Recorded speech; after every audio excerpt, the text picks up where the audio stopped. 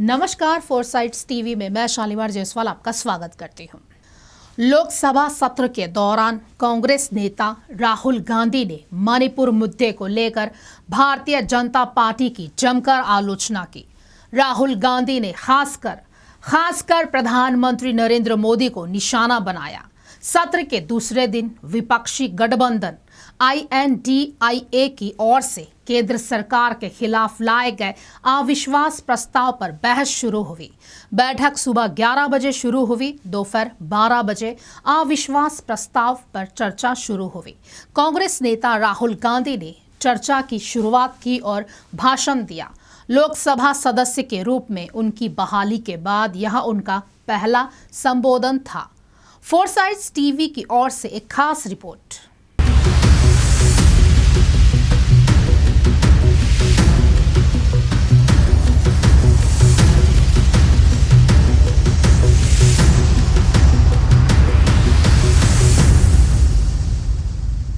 राहुल गांधी ने लोकसभा में अपने संबोधन में कहा है कि मेरा अभिमान क्षीण हो गया है। मैंने समुद्र तट से लेकर बर्फीले पहाड़ों तक की यात्रा की और कई लोगों ने मेरी यात्रा के बारे में पूछताछ की। प्रारंभ में मैं अनिश्चित था कि उनकी पूछताछ का उत्तर कैसे दूं। हालांकि जैसे जैसे साल बीतते गए मुझे इसका महत्व समझ में आने लगा।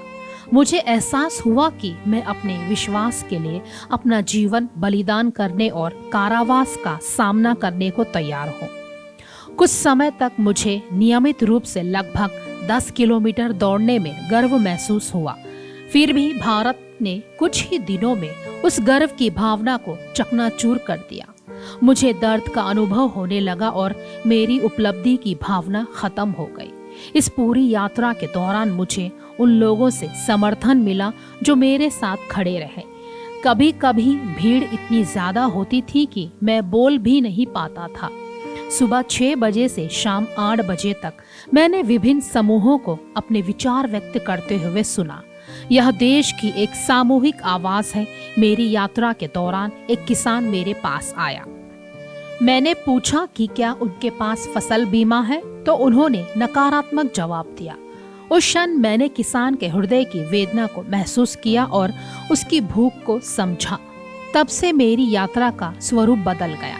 मैंने अब अपने आसपास के लोगों के नारे नहीं सुने, मैं केवल पीड़ितों का दर्द सुन सकता था। इस देश को अलग अलग नामों से जाना जा सकता है जो इसकी भूमि, धन और विविध भाषाओं का प्रतिनिधित्व करते हैं। हालांकि इसके मूल में यह देश एक सामूहिक आवाज है। इसे सचमुच सुनने के लिए हमें अपने मन से अहंकार और घृणा का त्याग करना होगा, तभी गूंजेगी हिंदुस्तान की आवाज। मणिपुर टूट गया। मैं विश्वास प्रस्ताव के दौरान इसका खुलासा क्यों कर रहा हूँ? हाल ही में मैंने मणिपुर का दौरा किया, लेकिन हमारे प्रधानमंत्री नहीं गए। उनकी नजर में मणिपुर भारत का हिस्सा नहीं है, इसकी उपेक्षा की गई है। तबाही का मंजर छोड़कर राज्य 2 हिस्सों में बंट गया है।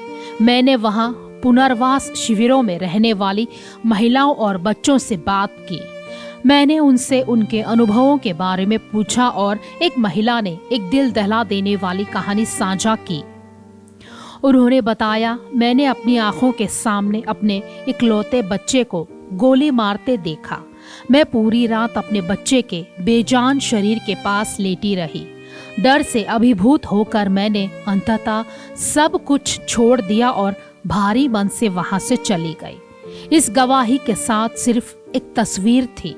एक अन्य शिविर में एक बहन से पूछताछ की गई और अतीत की यादों से वह कांप गई और अंततः होश खो बैठी।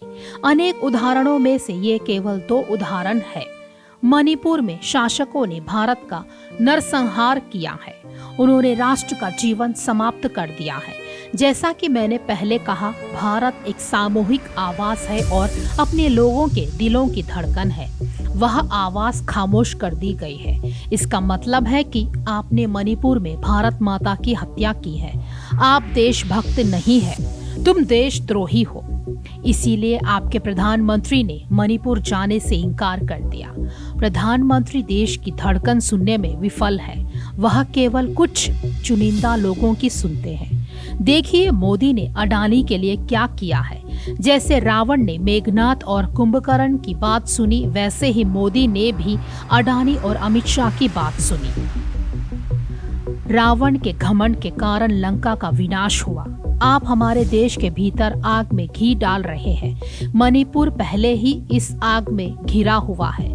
राहुल ने अपने भाषण का समापन करते हुए कहा, अब वे इसे हरियाणा में फैला रहे हैं। राहुल के बयान से लोकसभा में अफरा तफरी मच गई। उनके भाषण के बीच केंद्रीय मंत्री किरण रिजिजू ने हस्तक्षेप किया और मांग की है कि राहुल गांधी अतीत में कांग्रेस शासकों के कार्यों के लिए देश से माफी मांगे। कुल मिलाकर कहे तो मणिपुर के हालात पर राहुल के दमदार बयान ने लोकसभा में हंगामा मचा दिया है। उनके शब्द इस वास्तविकता से मेल खाते हैं कि मणिपुर में देश की हत्या कर दी गई है। यह मुद्दा सरकार से तत्काल ध्यान और कार्रवाई की मांग करता है। मणिपुर घटना को लेकर संबोधित करना और मणिपुर के लोगों को न्याय बहाल करना महत्वपूर्ण है।